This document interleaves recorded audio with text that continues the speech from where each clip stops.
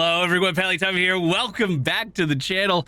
In today's video, we're taking a look at Diablo 4. Not the Diablo 4 beta, not the Diablo 4 server slam. The real deal is finally here, and we finally get a chance to play the completed game. How exciting is that?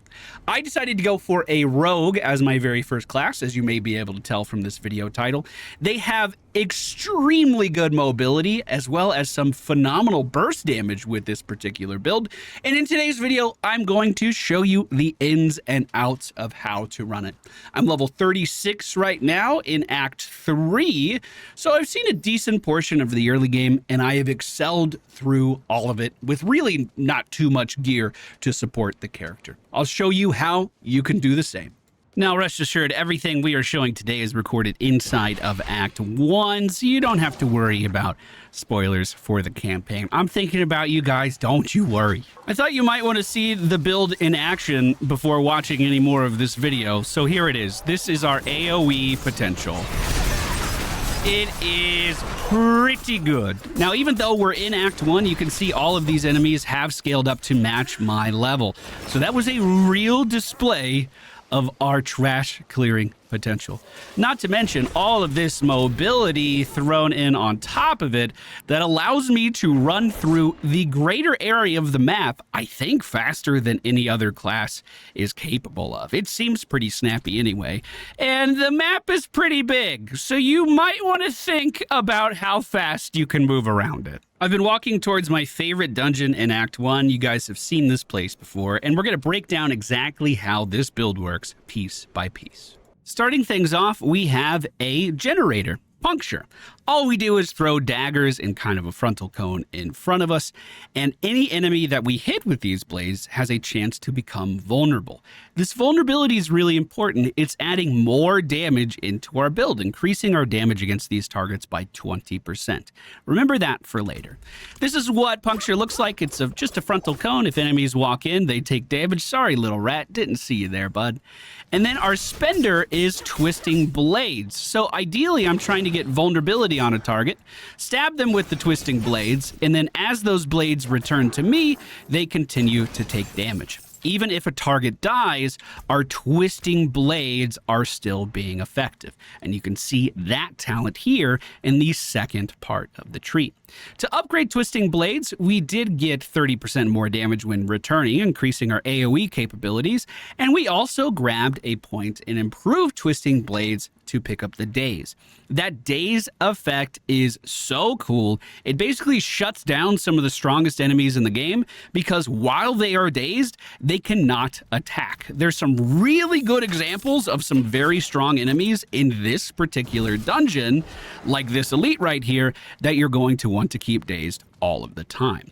Now, let's put it all together and go in for some big damage on him and try to spread that damage around to the best of our ability. That was his big overhand slam. And now that I've killed all of his trash mobs, look how I just completely lock this guy down. He wasn't able to attack again. I'll show you why that is soon. Now, if we move down the tree towards the agility section, you may be able to see I have two different abilities from here. The first of which is Shadow Step. It allows me to jump behind an enemy. And the cool thing about this too is when we do Shadow Step, we get an increased crit chance to those targets that we're already making vulnerable to damage. On top of that, we get some extra cooldown reduction from Discipline Shadow Step, although I don't think this is particularly necessary, at least right now. The main way we're moving around, especially on the open map as well, and one of the easiest ways of dragging that twisting blades boomerang back through targets is dash. I'm currently working on leveling this up now, kind of in my high 30s. It's going to give me some more cooldown reduction, which is kind of when I feel like I'm needing it. Up until this point, I think just one level in it was just fine. We have enhanced dash as well as methodical dash just to help us use it more often. So if we see a group of enemies, I can, number one, make sure we have enough essence to use, jump to the back, stab a target, attack them to get them vulnerable, and then dash through, spreading that damage to everyone else here as well. But what are these big purple explosions? Where did all of that come from? Great question. Those purple explosions are coming from Shadow Imbuement. It's on a 12.5 second cooldown right now, so we can use it relatively often, and it allows me to imbue my weapons with shadow damage. The next two abilities that can use that Shadow Imbuement will then trigger additional shadowy explosions. For instance, my dash can consume one charge, and my right click with the twisting blades can consume another. We can basically prime an entire pack to be killed with that easy combination. On top of that, we also have Concealment, which is over here in the Subterfuge tree. This not only is a defensive ability, but it's one of the strongest offensive boons, especially versus elites and bosses. Anything single target we want to kill fast. It allows us to conceal ourselves and go invisible for a short time. I think we might get a boost of movement speed too. I'm not 100% on that. But as we reappear, the next attack that I do would be a guaranteed critical strike. So we can get into position with Shadow Step, conceal ourselves, deal guaranteed critical hit damage with an explosion, and then dash through all of those enemies as the twisting blade returns to us. Now that you see all of the pieces of the puzzle, let's bring it all together. We have another elite here. This is a very big poison guy. Let's go ahead and get behind him. I'm going to run back here to my bubble. This is coming from an item that's not really important for our build. I'm going to start with a Shadow Step, Concealment, Imbuement, right click, and then dash towards all of these other enemies. Most of the trash mobs have been killed, and now this guy is completely dazed, and really, his life was over. He didn't even know it yet. So Twisting Blade seems to be doing a pretty good job of crowd controlling single targets with that daze, but that's only one level of crowd control that we have. If we move back to the third tier, we also picked up Rapid Gambits, which allow us to use our evade more often, but more importantly, gives us access to trick attacks. When you critically strike a dazed enemy, they are knocked down for 0.5 seconds, and then they stand back up. And then they're still dazed, so they can't attack you. So basically what that means, with these guaranteed crit chance, with the Shadow Step, extra crit bonus, and the vulnerability, we could keep just target just standing there. Just standing there the whole time. They can't get up at all.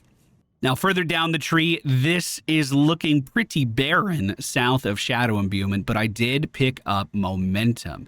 Cutthroat skills get a stack of Momentum for 8 seconds. If we hit a stunned, dazed, or frozen enemy, or hit an enemy from behind, that's what will give us those stacks. So we're basically applying that daze all of the time. Getting these stacks of Momentum is no problem at all. And while we're at that maximum 3 stacks, we're going to get damage reduction, energy regeneration, and movement speed, all things that are absolutely gorgeous for my setup. I did level up while I was recording. That's why we have an unspent point, just in case you were wondering, and I'm going to slowly scroll up so you can see my entire tree. I do have 2 legendaries supporting our current play style, the first of which is on a crossbow. It's imprinted with a Twisting Blades orbit. That's why you can see the blades. Let's see if I can find one trash mob. That's why you could see the blades kind of orbit around me as they return. That is from a specific dungeon, and I'll show you exactly where that dungeon is on the map right after I kill all these guys. So we're going to conceal, Shadow Imbue, right-click, dash, and bring all of that pain this way. All of those trash mobs were taken down, and now it's my job to basically prioritize killing these bigger threats, like these big goats. I'm not underestimating them. They have killed me plenty of times before. Now that the elite is here by themselves, notice that there is absolutely no threat any longer. We excel at assassinating single targets as a rogue. We also excel at cleaving the entire screen as a rogue. It really does feel like I'm getting the best of both worlds. And I can move into the middle of a trash pack like this and just let these orbiting daggers continue to move around me. Once again, that was imprinted onto this crossbow. It was a dungeon imbuement that I found way up here at the Jala's Vigil. This is a dungeon that's in Act 2. I would advise you to just kind of play through the campaign because eventually it leads you right up to this area and it's in very close proximity to a quest turn-in. That's what's causing the daggers to spiral around me, but I was cruising through the game no problem even before getting that legendary. So it turns out my other legendary I was going to tell you about I got rid of. I'm actually going to run over here and craft one. I thought I still had it equipped, but I actually unequipped it. It's a little embarrassing, but I could show you how this system works now too. So there is an aspect of the protector. This comes from a very early dungeon in the Fractured Peaks. Somewhere right around here. I think it's this dungeon that gives you this bonus. You're able to craft this aspect onto other pieces of gear simply by adding the aspect into there and then putting in a piece of gear that you like. It will imprint this legendary effect onto a rare item and turn that rare item into a legendary. That's exactly what I did for the Twisting Blades. I put that on a crossbow. The reason it's on a two-hand weapon is because it's actually giving me double the effect. Twisting Blades orbit for a short time after they return to you, dealing 20% of their damage. That's 10% by default. So keep an eye out for that. Sometimes you might get better effects if you imprint onto a two-hand weapon or a particular piece of gear, amulet or something. But I like these two a lot. Twisting Blades is necessary, and then this one just gives me a shield every time I fight an elite on a 30-second cooldown. Rogues are pretty squishy. I have all of this mobility that allows me to move around like crazy, but in a one-on-one, if I can't crowd control an enemy, we could lose health rapidly. I've played probably close to 20 hours, maybe more than that, of Diablo in like a day and a half. It's been an absolutely phenomenal time. I've had so much fun exploring this map, and it feels so good to know that our progress is actually real. We're actually keeping it this time. As you can see, I just fought an elite there. I didn't do any fancy jumping around stuff because we didn't need to. If you want to just like run up to enemies and start slinging daggers, that guy's gonna fall down, and then every other ad in the area will start to make their way over towards us. And I swear, every time I craft that shielding legendary, I immediately get another legendary to replace that slot. 30 seconds ago, I just crafted pants. What is this, Blizzard? Upon taking damage from surrounding enemies, you drop a smoke grenade and dodge the next 2 attacks within 10 seconds. This effect can only occur once every 100 seconds. All right, I'm not equipping that at least. That makes me feel a little bit better. This purple symbol you're seeing above enemies' heads is my specialty as a rogue. Basically, I've decided to go for this third eye thing, this inner sight thing, which, as you just saw, gave me unlimited energy use against a single enemy there. It does take some time to build it up. If you hit Shift-C, you can also try any of these. Combo point unlocks first, and then preparation is unlocked at level 30. Inner sight is good for just channeling damage into one enemy. I usually use this when I am going up against bosses. There's nothing wrong with doing combo points as well, though.